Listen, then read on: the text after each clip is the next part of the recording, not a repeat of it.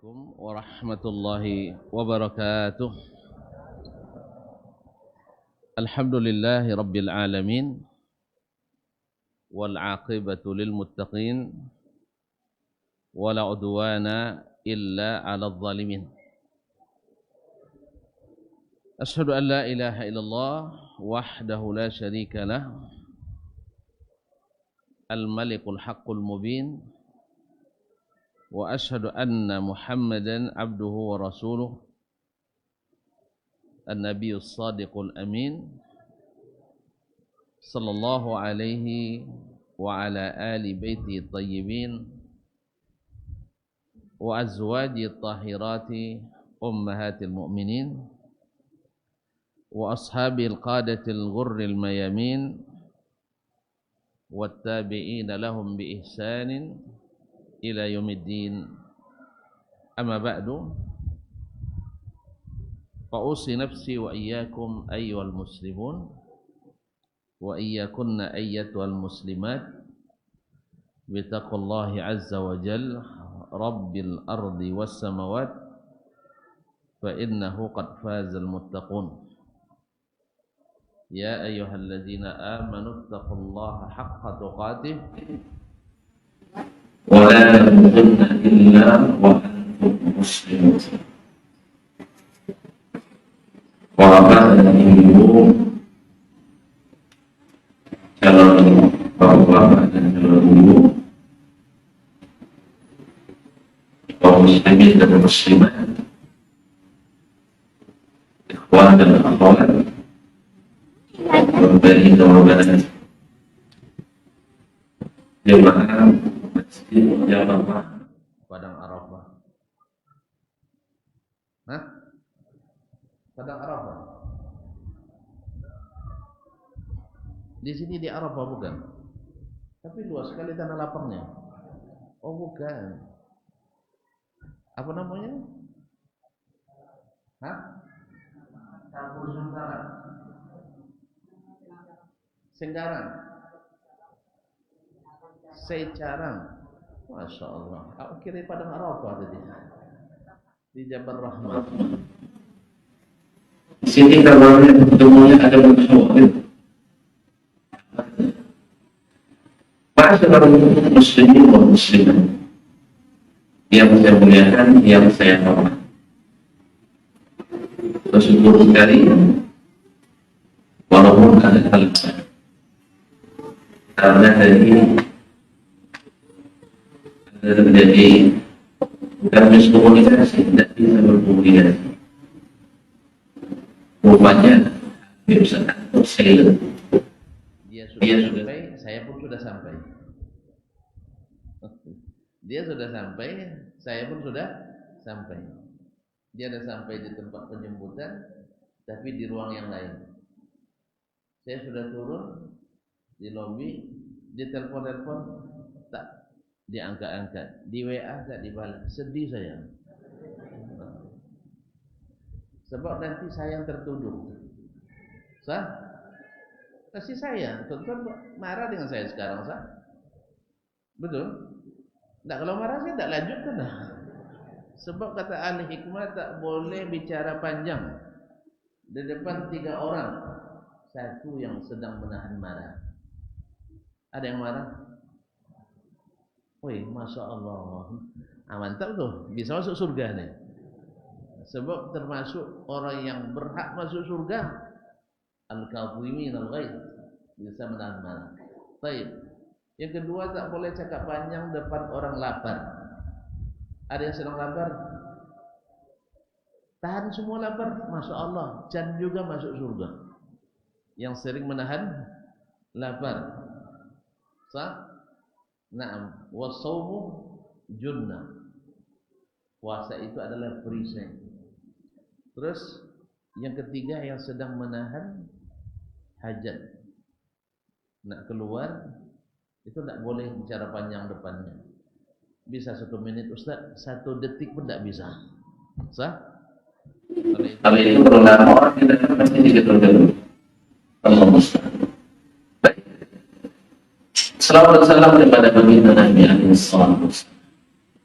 Allah kehadiran beliau sama kepada beliau dan saya rusak mudah dan senang. Kehadirannya bahwa bahkan namanya pun disebut tentang banyak kebaikan. Sama tanda orang murah bila disebut nama Nabi dia berselawat kepadanya. Tanda orang bakhil bila sebut nama Nabi tak berselawat kepadanya. Kenapa? Karena yang beruntung berselawat itu bukan Nabi, tapi yang berselawat itu kita. Allah balas 10 kali, untungnya 1000%. Awak berikan satu, Allah balas 10. Dan itu sebabnya Ibnu Qayyim rahimahullah dalam Jila'ul Afham menyebutkan bahwa doa kita yang paling cepat terkabul adalah salawat dan salam kepada baginda Rasul. Tahu salawat? Bisa baca salawat? Hah? Bisa? Semua baca? Nah, salawat yang baca dalam salat. Allahumma Masya Allah. Terus sama sahabat. Iya. Terus wabalik.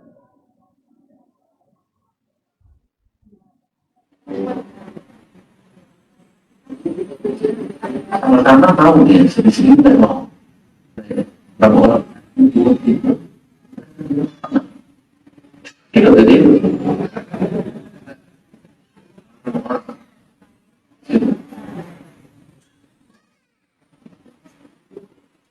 apa kata saya?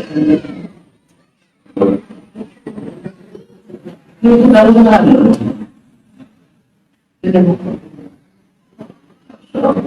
Siapa nama? Dia. Kita lagi. Siapa? Cari. Masuk. Itu dia. Dari sinilah orang lain dapat. Itu mereka sama orang lain banyak. Itu dia. Siapa? Kami ini masuk kita kita mau dapat itu tak lebih kita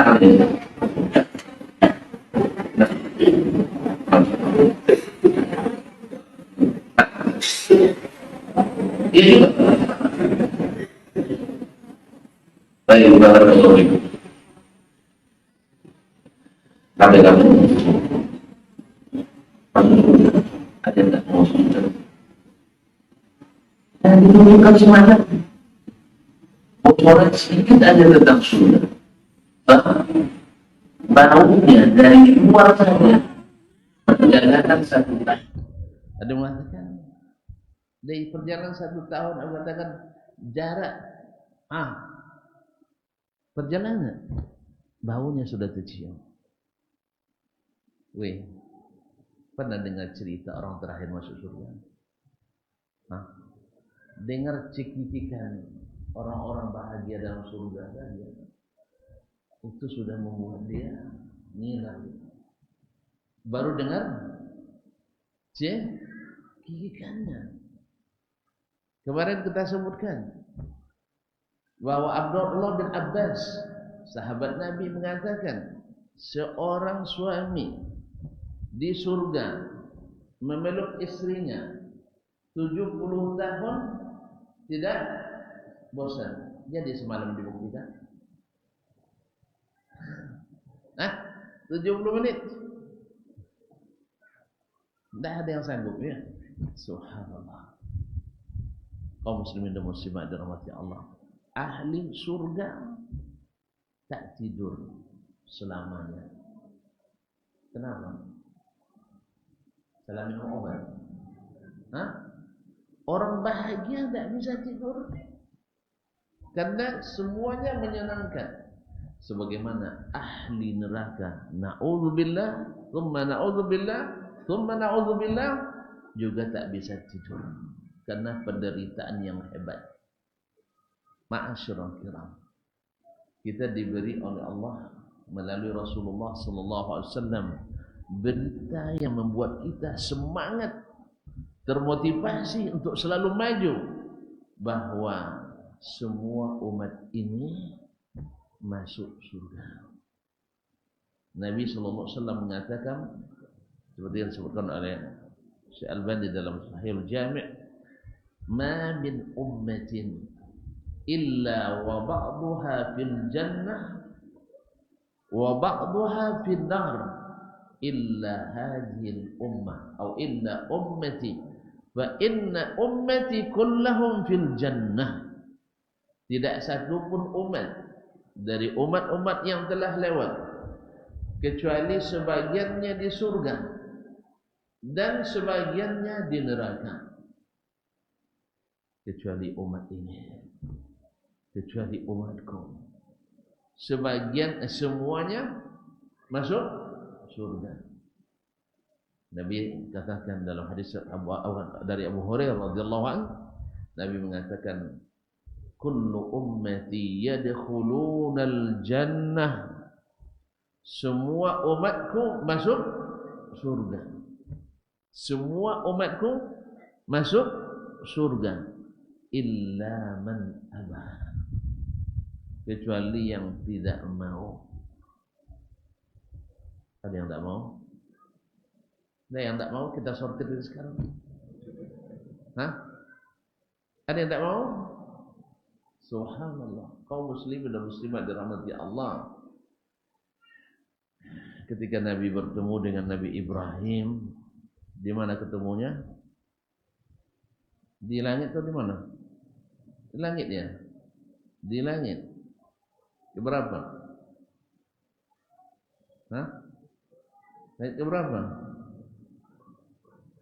Pada lupa semua ya.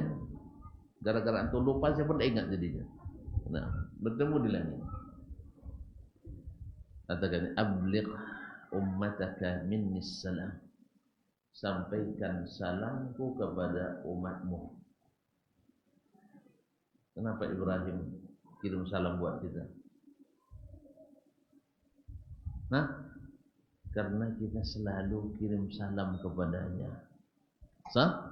Allahumma salli ala Muhammad wa ala ali Muhammad kama sallaita ala Ibrahim wa ala ali Ibrahim, dalam doa pagi kita, wa ala millati abina Ibrahim alaihi assalam, wa akhbirhum bi annal jannata thayyibatut turbah, jannah itu, surga itu tanahnya subur. Tanahnya kalau subur apa biasanya? Kalau tanahnya subur, tanamannya subur, tanamannya rindang. Makanya pohon surga itu ada yang rindangnya setahun orang naik kuda belum selesai ujungnya. Ada di Batam, di Tanjung Pinang macam itu. Ada? Hah? Maka jangan sampai berkelahi gara-gara sebatang cembodak, gara-gara sebatang durian.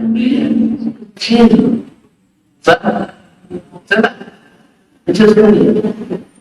Tapi boleh berlomba yang menyebabkan tidak berkelahi untuk berbuat sebatang. Sesungguhnya keadaannya adalah subhanallah, alhamdulillah, wa la ilaha illallah, wallahu akbar. Maka berbanyak ucapan ini, maka semakin subur tubuh kita ini, semakin subur tubuh kita ini. Kaum muslimin dan muslimat, ramai-ramai muslimin. Karena memang Allah mudahkan untuk kita Dan memang untuk kita lah diciptakannya surga itu. Dan kita senang masuk sendiri atau ramai-ramai? Woi, Adam alaihissalam dalam kaji Syekh semata tadi pagi, masih ingat? Dari subuh, ketika dia sendiri di surga yang penuh kenikmatan itu, nyaman? Biar tahu nanti antum bikin rumah besar, lengkap fasilitas, semuanya bagus, rumah mewah, habis itu mati istri. Tapi jangan didoakan. Lalu tak punya kawan di dalam, anak tak ada, istri tak ada, bini tak ada. Gimana? Mau coba? Kalau mau coba doakan istri mati. Hah? Iya. Ada seorang bapak, istrinya cerewet, suka berang-berang, suka ngantuk-ngantuk, suka marah-marah. Jadi selalu merasa tinggal di rumah macam bertanya. Tapi ketika istrinya mati, lebih sedikit. Ternyata marahnya istri itu saya butuh. Kenapa? Butuh marah istri. Macam-macam. Dilambangkan dengan singa. Tahu tak tuan-tuan kenapa? Tidak tahu. Rupanya singa jantan itu takut sama singa betina. Jadi kalau ada badak di luar nanti di dalam mesti kalah itu. Coba yang paling bagak di sini tunjuk tangan. Hah? Yang paling jagoan. Insya Allah di belakangnya ada yang lebih jagoan lagi. Ada anekdot, cerita karangan orang, sanadnya nggak ada ini, tidak bersanad. Ada sayembara, siapa yang berani masuk ke dalam kolam buaya di sebuah danau nanti selamat dapat hadiah 100 juta. Ada yang berminat? Ada yang berminat? Tidak juga, penakut semua. Nah, nengok buaya sebanyak itu memang tidak ada yang berani. Tiba-tiba ada orang yang masuk, kecebur ke dalam. Tentu kalau sudah kecebur ke dalam, apa yang dia lakukan? Kalau sudah terjatuh ke dalam kolam yang ada buayanya, apa yang kata lakukan? Ya berenang secepatnya, menuju buaya atau lari? Hah? Lari. Alhamdulillah selamat. Alhamdulillah selamat. Tentu berhak dapat hadiah. Tapi dalam hatinya bertanya-tanya, siapa yang dorong saya tadi? Siapa yang dorong saya tadi? Karena sudah berhasil, yang dorong berani mengaku. Ternyata istrinya.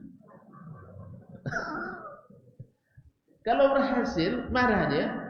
Enggak, untung kamu dorong abang. Dapat kita bawa duit pulang 100 juta saja.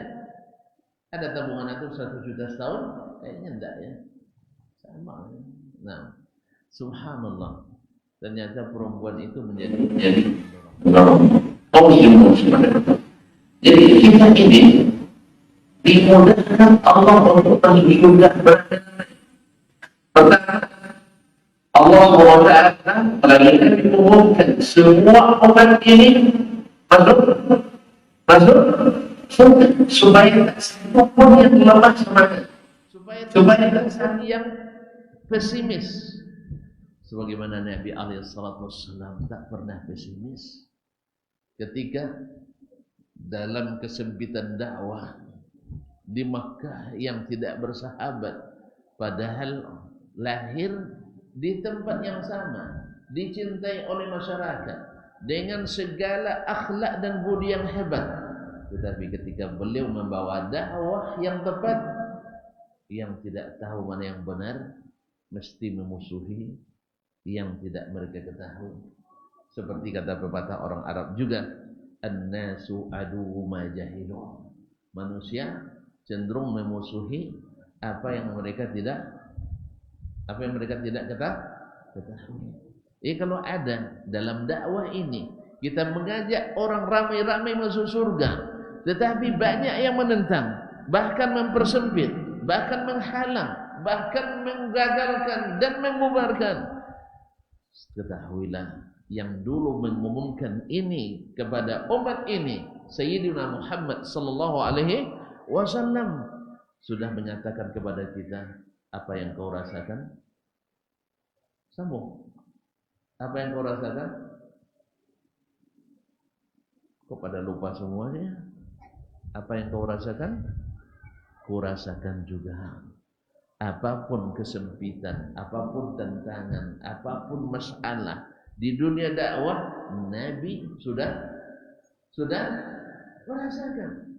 Lebih daripada itu, karena memang Al-Quran mengatakan, wa qala alladhina kafaru li rusulihim, sambung. Tidak tahu ya. لَنُخْرِجَنَّكُمْ مِنْ أَرْضِنَا أَوْ لَتَعُودُنَّ فِي مِلَّتِنَا. Orang-orang yang mengingkari dakwah para nabi itu berkata kepada rasulnya, kalian tinggal pilih keluar dari NKRI, keluar dari RI pula, keluar dari negeri kami ini, atau ikut cara beragama lokal kami. Kalau bawa ajaran baru, hai Syuaib, keluar. Kalau kau bawa ajaran baru, hai Musa, keluar. Kalau kau ajarkan yang tak kami ketahui, hai Isa, pergi. Sah? Ibrahim hijrah dari selatan Irak ke Palestina, Palestina hijrah ke Makkah. Semua karena manusia tidak mengetahui. Nabi semuanya mengajak kemana? Kemana? Ke surga. Dengan jalan yang Allah tunjukkan. Nanti malam, kalau sudah tahu jalannya, segera dilalui. Jangan sekarang. Semalam kita tahu bahwasanya kita diucapkan kepada kita selamat datang di surga. Sekarang karena kita berharap dapat ucapan selamat datang di surga, ayo kita ramai-ramai menuju surga. Dan supaya tahu jalannya, supaya kita lalui nanti malam. Sekarang juga. Jangan dulu, kasih PHP dulu.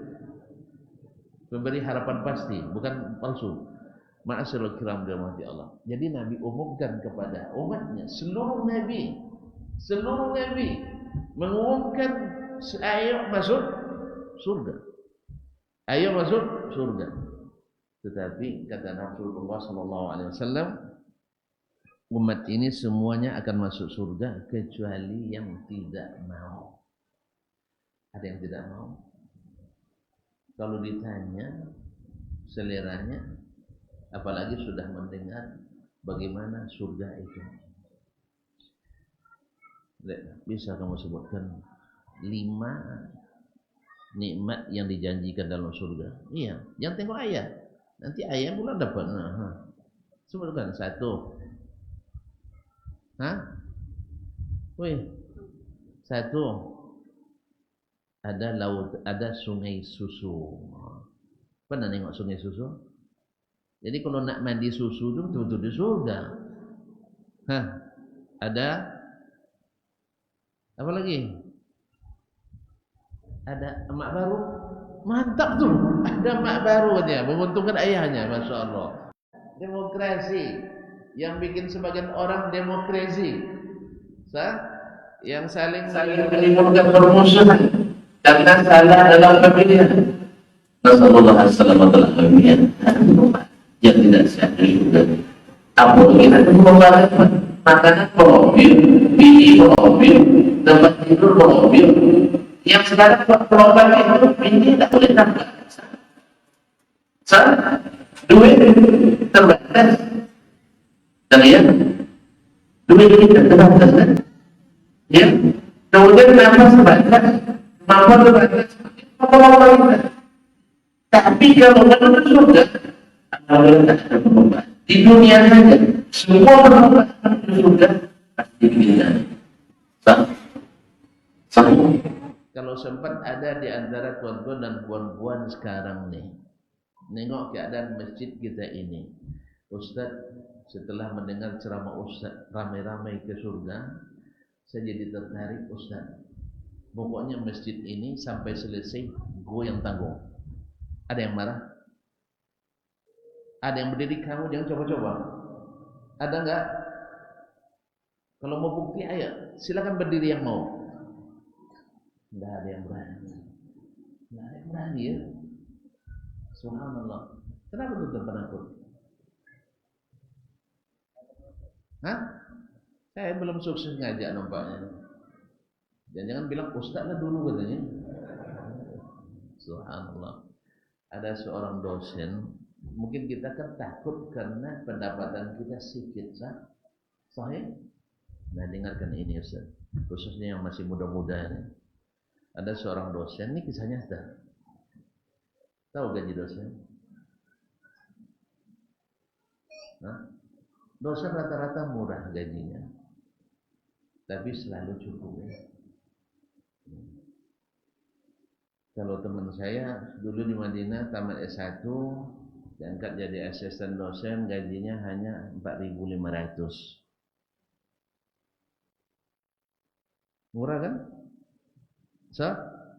Nah, setelah S2 naik jadi 7.000, S3 hampir 10.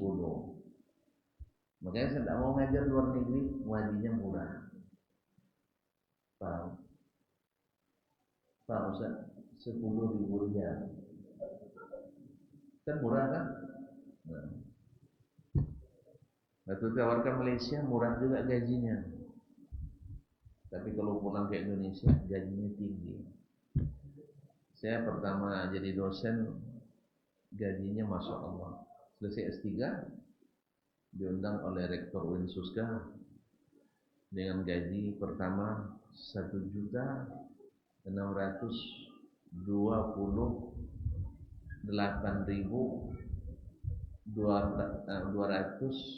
saya lupa, 1.628.126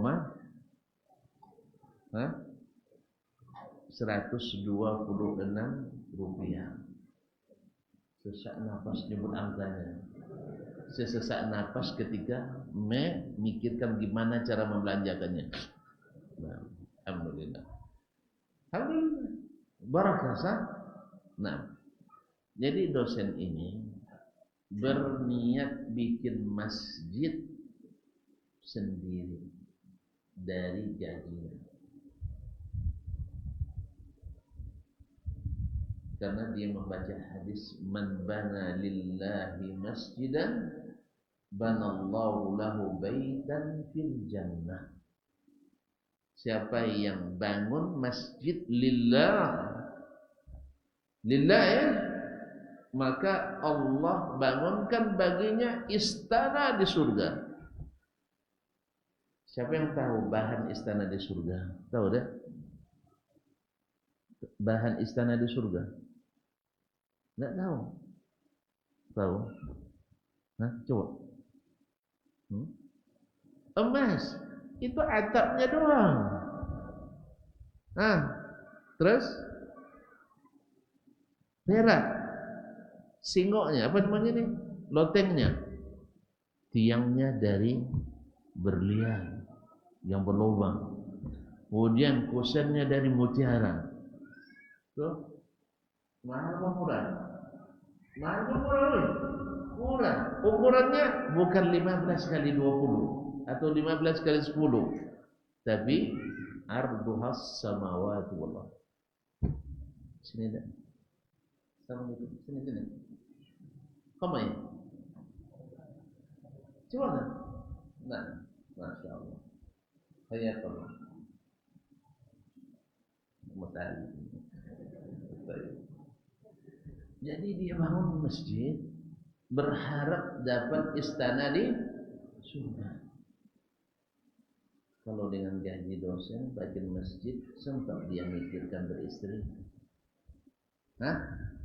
Sempat mikirkan berbini? Ustaz, enggak kan? Akhirnya lupa dia berbini. Tahu berbini? Menikah. Karena masjid terima gaji, beli semen, beli batu, beli ini, bangun, berangsur-angsur. Sampai umur di atas 30 belum juga menikah. Subhanallah. Kesiannya ternyata Allahu Akbar, Allah Maha tahu kebutuhan hambanya. Allah tundukkan pula orang lain memikirkan pernikahan hambanya. Satu hari dia pergi kunjung ke kiainya, sowan ke kiai di pesantren. Jadi dari ceritanya kiai paham ini orang belum juga menikah, masih jomblo. Masih jomblo. Apa makna jomblo? Belum punya istri. Sang kiai orang seperti ini perlu di jangan ditawarkan, dia tidak akan belum mau kalau ditawarin. Kata pada mbak kiainya, besok bulan depan hari Ahad tanggal sekian kamu datang ke sini ya. Pakai baju yang bagus, pakai sepatu baru, pakai jas. Paham? Dia belum paham. Dia mengira mungkin ada acara di pondok. Tapi dia tahu sebenarnya acara dia. Yang direncanakan dia boleh. Besoknya datang di waktu yang ditentukan dengan pakaian yang menarik tadi. Sesampainya masuk ke pernikahan, dia masih berbaik sangka, jangan-jangan ini ada hajatan. Mungkin walimat anak atau keponakan. Maka saya disuruh datang dengan pakaiannya rapi gitu. Karena biasanya orang zuhud itu kayak bajunya kan biasa-biasa aja. Nah, sampai di situ salam semua selesai. Si fulan, hari ini kamu akan diakad nikah. Ini calon mertuamu, itu calon istrimu. Waduh. Waduh Pak Kiai, saya belum minta izin bu ya saya. Kata Kiai, silakan telepon ibumu. Telepon lagi. Assalamualaikum bu ya. Cuman nak sehat? Iya. Ada musibah bu ya. Kenapa musibah nak? Mbak Yai nak nikahkan saya sekarang. Kenapa tak bagi tahu? Saya pun ditodong. Tapi todongannya bagus. Calonnya cantik. Allah. Kata ibunya, kalau Mbak Yai yang pilihkan, langsung terima saja. Ibunda ridho. Masya Allah. Mudah kan? Mudah kan? Langsung ke dunia. Jadi terus katanya, saya tidak bawa, tidak ada duit untuk bayar mahar. Mahar sudah disiapkan oleh pondok. Walimahnya sudah disiapkan oleh pondok. Semua sudah selesai. Tinggal berlayar. Tinggal berlayar. Gimana? Tuan-tuan, ada yang berminat? Tapi jangan dengan niat ini. Dia tidak pernah niatkan ini. Alhamdulillah, singkat cerita, jadilah dia pasangan yang alhamdulillah bahagia. Cuman tak ada bahagia. Orang ikhlas itu semuanya bahagia. Allah yang tenangkan hatinya. Masjid selesai, hidup dengan istri damai. Cuman musibah lain sedang menunggu pula. Yang tak kalah sengitnya. Mau dengar? Mau juga? Tuan-tuan mau suka cerita nampaknya. Ya Allah ya Rabbi. Suatu hari beliau kan bisnis minyak wangi dia untuk menopang kehidupan rumah tangga, untuk mendokong itu dia katakan, apa dia jualan? Ketemulah teman lama seangkatan. Dulu sama-sama juga di pesantren. Ini setelah pernikahan pertama berlalu beberapa tahun. Dan temannya ini sedang seorang pengusaha batik sukses pula di Pekalongan. Anaknya baru tamat pesantren tingkat SMA. Mau menikah. Kan bagus menikah lebih awal lebih lebih bagus. Nah, yang belum menikah hari ini cepat menikah. Kabarnya beberapa tahun ke depan sedang disusun rencana usia dini sampai umur 39 tahun. Jadi siapa yang menikah di bawah 39 tahun tak boleh menikah. Nah, cepatlah. Nah, yang terlambat cepat ya. Nah, WHO merencanakan itu. Kabarnya. Nah, ketemu dengan saudaranya tadi, bincang sebulan saya punya anak gadis yang sudah siap untuk dinikahkan.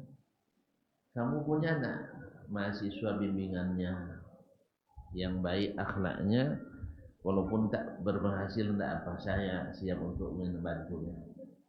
Tapi akhlaknya bagus, agamanya bagus. Ya dihitung seperti kamu lah. Sah? Tentu karena dia juga dosen banyak itu. Nanti saya carikan. Dicari mahasiswa, ternyata dapat yang mau. Alhamdulillah. Diajaklah anjang sana ke rumah calon.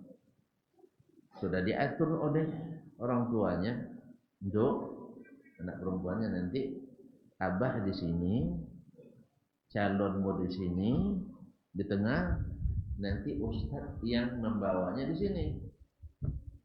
Diatur tempat duduknya, sopan. Mungkin tadi karena kiku, sang calon anak bujang tadi lupa bawa kunci motornya tertinggal. Paham? Akhirnya dia keluar, ambil kunci lagi.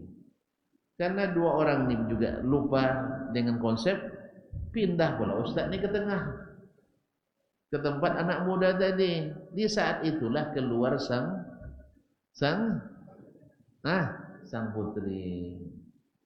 Yang terlihat adalah ustaz. Masya Allah, masuk pula dalam hatinya ustaz tadi. Cuma saya kesal kenapa tidak saya waktu itu. Nah, nampak? Habis itu selesai, dah oke, dia masuk kamar lagi. Anak gadis kan pemalu kan, lalu masuk kamar lagi, tidak keluar lagi. Dah dapat pilihan hati. Habis itu masuk lagi anak muda itu, pindah lagi nih. Karena dia tidak keluar lagi, dah habis. Dikira sama ayahnya sudah selesai, izin pulang. Pergi tamu, ayah panggil putri. Nah, macam mana dok? Mau katanya. Alhamdulillah, mudah. Telepon kawan, Ustaz Dasman. Nah, anak kita dah setuju. Jadi besok suruh anak tadi datang lagi untuk ta'aruf lagi kan. Besok datang di waktu yang dijanjikan. Apa kata anaknya? Bukan yang ini bah katanya. Bukan ya? Ini yang kemarin tak? Bukan. Disebutkan sifatnya, ternyata ustaz itu yang ditembaknya. Kata ayahnya, itu teman ayah sudah tua keladi, tua penjadi. Allah, rezeki itu memang tak kemana saja. Memang tak dicari pun dah dapat. Sahih? Nah, jadi ada rezeki yang dicari, ada rezeki yang datang sendiri. Sah? Masya Allah. Lalu disampaikanlah ke Ustaz, anak saya ternyata salah lihat Ustaz. Jadi maunya sama Ustaz, oh tidak bisa. Saya, kamu tahu sendiri, saya tidak seperti kamu. Ini begini kan pendapatan saya. Yang kedua, kasihan bini saya, orang yang baik kok. Itu gimana lagi anak saya gila-gila sama Ustaz. Bahkan dia bersumpah kalau tidak nikah sama Ustaz tak akan menikah selamanya. Barana ampe kada nanti juga. Kenapa ya? Tolonglah katanya, jangan sampai gila pula anak saya, kita kan bersahabat dari dulu. Iya dia. Memang pilihan sulit tapi menyenangkan. Nah, akhirnya istikharah, minta pendapat. Pokoknya di sana ngebet sekali, tak mau kecuali dengan ini. Subhanallah, musibah membawa nikmat. Ya, musibatu qaumin inda qaumin fawaidu. Orang lain dapat musibah, yang lain dapat faedah. Sah? Gimana cara ngatur strategi? Bilang terus terang pasti perang. Terus terang pasti perang. Jadi mengambil istilah guru sirah kami, nikah itu ibarat dakwah di awal-awal Islam dulu. Pertama dakwah sirriyah, dakwah sembunyi. Mungkin dari situ lahir istilah nikah sirri, nikah sembunyi. Apa yang dia lakukan? Minta izin sama istrinya, kan dia biasa musafir, kadang 3 hari, kadang sepekan untuk jualan. Hari ini dia pesan sama istrinya, bilang sama istrinya, Dek, Mas nanti mungkin perginya agak lama sedikit, minimal sepekan, karena memang aturan syar'inya menikah yang kedua dengan yang masih muda, yang masih anak darah kan sepekan kan, iya kan? Makanya sengaja Mas bawa nih dagangan lebih banyak dari biasa supaya laku banyak. Pandai deh merayu. Yang perempuan laki-laki kalau mau ada maunya pandai merayu. Iya, tanpa curiga sang istri melepas dengan kasih sayang. Jadilah pernikahan kedua tanpa direncanakan, tetapi mesti dilaksanakan. Qaddarallahu ma syaa fa'al. Allah menakdirkan apa yang dikehendaki dapat. Masya Allah. Panjang ceritanya, kita cukupkan sampai di situ ceritanya, biar penasaran. Apa yang terjadi selanjutnya pasti antum tahu. Selesai dakwah sirriyah, lama-lama diketahui akan terjadi dakwah jahriyah dan terus terang.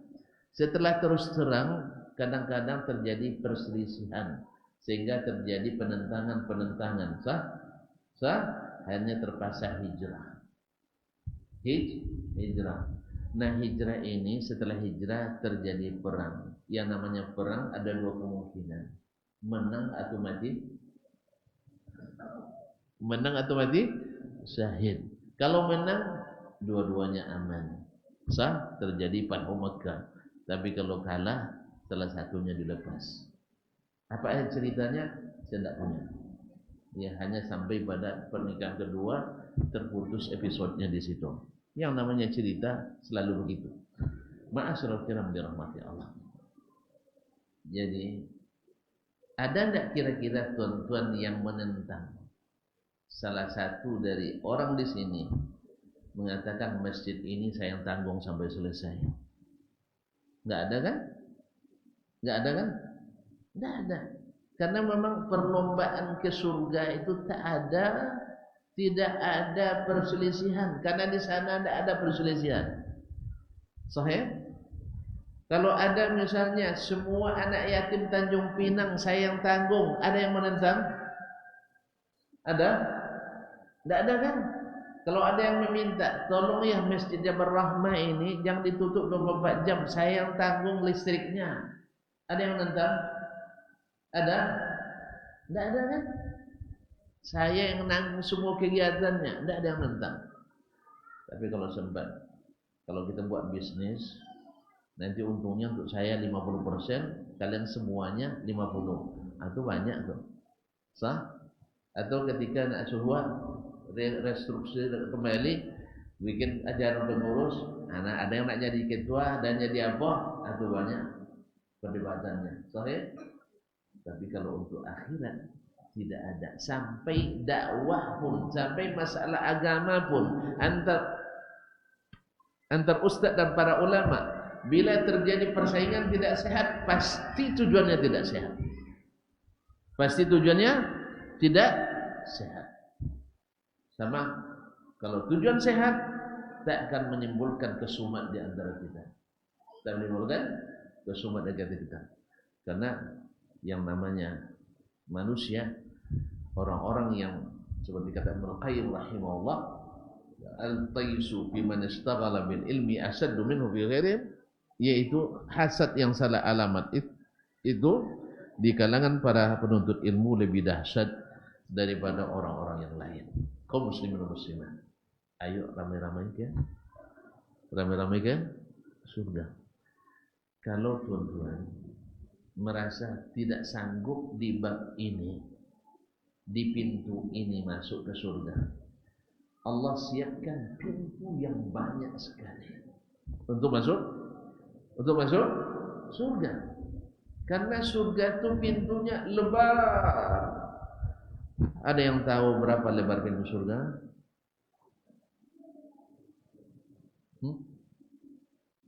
Nggak tahu juga ya. Kalau teman-teman tahu, ya kalau nggak percaya dengan iman kayak Abu Jahal jadinya. Tapi kalau percaya dengan iman kayak Abu Bakar. Jadi tidak semua abu bagus, Pak. Ada abu-abu yang tidak bagus, ada abu yang bagus.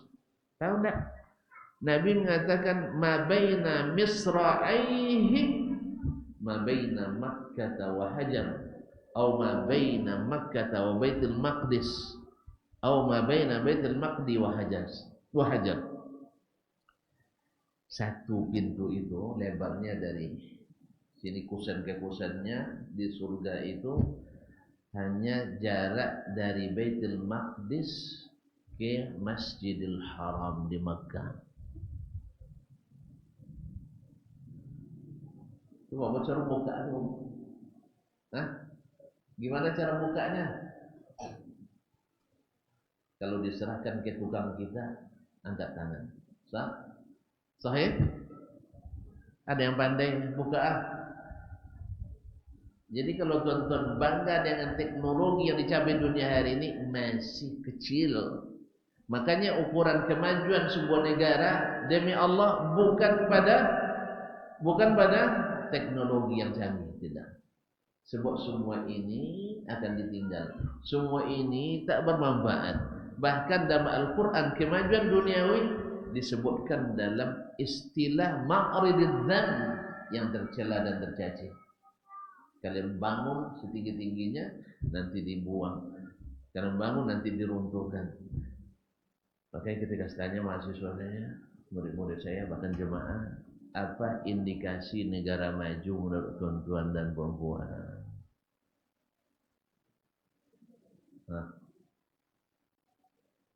Apa indikasi negara maju menurut tuan-tuan dan puan-puan? Rata-rata bilang teknologinya canggih. Saya bilang Anda korban teknologi. Korban teknologi. Enggak. Mengukur Islam maju, kita harus tahu apa dasarnya Islam itu. Apa dasarnya Islam itu? Apa dasarnya Islam itu? Islam dibangun di atas apa? Al-Quran dan Sunnah. Lihat terlaksana tidak Al-Quran dan Sunnah. Kalau terlaksana sempurna, itulah prestasi yang sempurna. Dengan itu kita tahu mana masa keemasan Islam, hari inikah atau di zaman Nabi? Tidak percaya, nampak dia. Mana yang lebih maju, Islam dan generasi Muslim di zaman kita hari ini atau di zaman Nabi? Di zaman Nabi. Dari semua aspek dan sisi. Aspek keamanan lebih aman di zaman Nabi. Aspek kesejahteraan lebih sejahtera di zaman Nabi. Aspek pendidikan lebih terdidik orang di zaman Nabi. Aspek sosial masyarakat lebih sosial orang di zaman Nabi alaihissalatu wassalam. Aspek keselamatan lebih selamat di zaman Nabi. Oleh sebab itu Nabi bilang khairu ummati qarni. Sebaik-baik umatku adalah di masaku. Saya pernah tuan-tuan lihat orang ketika mencalonkan jadi wali kota, tidak usahlah saya, kamu aja lah. Ada.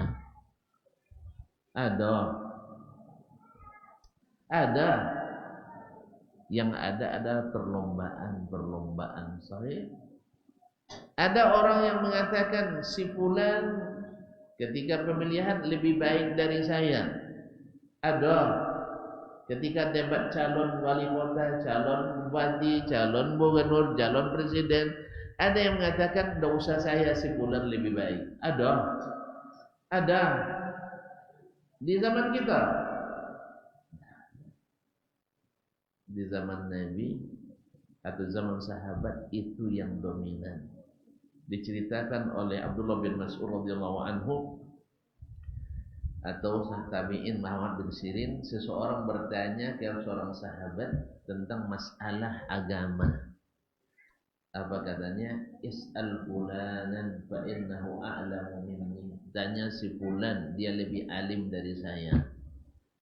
Tanya yang ditunjuk, dia bilang is'al fulanan fa innahu a'lamu minni. Tanya si fulan, dia lebih alim dari saya. Akhirnya sampai lagi ke yang pertama, baru dia jawab. Kalau hari ini Ustaz ada yang seperti itu. Kalau salah ngomong aja penanya, Ustaz sebenarnya sudah saya tanya Ustaz Dasman, cuman saya belum nyaman, tolong tanya ke Ustaz lagi. Kamu nanya Dasmannya apa dia paham? Yang kebanyakan dunia. Tapi zaman sahabat tidak dididik mereka untuk mengetahui kelebihan orang lain sebelum dia membanggakan kelebihannya, mendahulukan kebutuhan orang lain sebelum dia mendahulukan kebutuhannya, memberi makan orang lain sebelum dia memberi makan dirinya. Itu yang ada. Makanya persaingan mereka ukhrawi. Makanya tidak ada kemarahan, tidak ada kebencian, tidak ada kesumat. Dan tidak mungkin masuk surga orang yang tidak beriman. Dan tidak mungkin orang beriman bila ada jasad dan hasad dalam jasadnya. Kata Nabi SAW, la yajtami al-hasadu wal imanu fil jasadin. Takkan berkumpul antara hasad dan iman di dalam satu jasad. Ma'asyurul kiram rahmati Allah. Capek Pak? Capek. Bilang tidak ada dusta di antara kita. Katakan sejujurnya. Aku siap menerima pun ada apa adanya. Nah, kalau capek bilang capek ya. Ustaz dah terlambat, lama pula selesainya. Nah, dah paham tuan-tuan? Jadi pintu masuk surga itu luas, banyaknya dan banyak. Mana lebih banyak, pintu surga atau pintu neraka? Mana lebih banyak? Pintu surga lebih banyak. Mana yang lebih banyak orang masuk surga atau masuk neraka?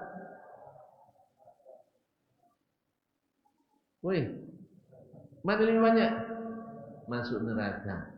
Oleh sebab itu jangan pilih tempat yang sempit, pilih tempat yang lapang. Makanya obatnya harus berlapang-lapang. Datang Abu Abdullah Badani, seorang ahli ibadah di Madinah, kepada Imam Malik Ibn Anas, imamnya Darul Hijrah, imamnya Ahlul Hijaz, bahkan imamul muslimin sampai hari ini, yaitu pengasas mazhab al-Maliki yang mu'tamad di antara 4 mazhab fikih yang ada dan eksis sampai hari ini. Apa katanya? Ya Abu Abdullah, saya melihat kamu ini terlalu banyak berinteraksi dengan manusia. Kapan lagi kamu beribadah? Kapan lagi kamu beribadah? Maksudnya fokus beribadah seperti beliau. Setiap hari sholat sunat banyak, zikir banyak, tahlil banyak, dan seterusnya. Imam Malik tak? Dari pagi sampai malam dakwah, ngajarkan ilmu, khususnya hadis Nabi alaihi salatu wassalam. Tuh kapan lagi kita bertasbih, bertahmid? Kata ahli ibadah tadi. Apa jawaban Imam Malik rahimahullah? Jawaban orang berilmu dan beramal. Bahkan salah seorang muridnya Abdullah bin Wahab al-Qurashi al-Misri Dah lama tamat belajar sama Imam Malik, berulang-ulang baca kitab Imam, tapi dia tetap bertahan di majelis Imam Malik. Apa dia katakan? Uridu an ta'allama minhul adab wal hadith. Saya ingin belajar adab dan petunjuk dari beliau, karena saya melihat dia persis sama dengan para sahabat dulu, akhlak dan adabnya. Allah, akhlak dan adabnya, cintanya pada sunnah Nabi alaihissalatu wassalam mirip dengan kehidupan para sahabat. Nah, apa kata Imam Malik rahimahullah? Ya akhi, innallaha fataha abwabal khairi atau abwaban lil khairi. Allah membuka banyak pintu kebaikan. Farubba rajulin yumtahu lahu babun fis shalah. Ada orang yang dibukakan baginya pintu kebaikan dalam sholat. Banyak sholat.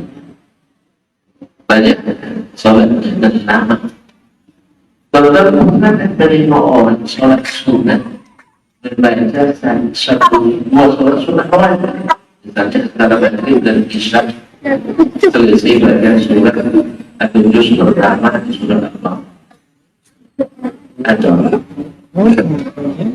selesai sholat maghrib berjamaah, sambil nunggu isya dia sholat sunat satu juz baca ayatnya. Kau tengok monung mau ada. Di kalangan orang dulu banyak, di kalangan sekarang masih banyak ada. Di antaranya yang saya dengar adalah Syekh Al-Huzaifi rahimahullah, hafizahullah, Imam Masjid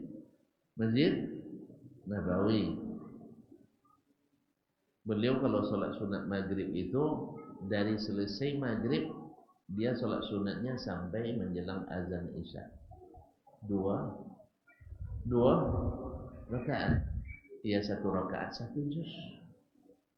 Awak macam mana? Belum nak baca satu juz hafalan tak sampai satu lembar. Itu masalahnya. Nah, satu juz. Makanya hafalannya kokoh dan kuat. Antara beliau dengan baca satu juz dengan kita yang baca setengah lembar atau satu baris, sama cepat langkah kita ke surga? Sama? Ya enggaklah. Orang yang bensinnya Pertamax dengan yang Pertalite sama tarikannya, apalagi yang premium yang sudah tidak ada. Sahih? Jelas? Tentu tak tahu aku nampaknya. Antara yang makan ubi-ubi dengan yang makan daging sama tenaga.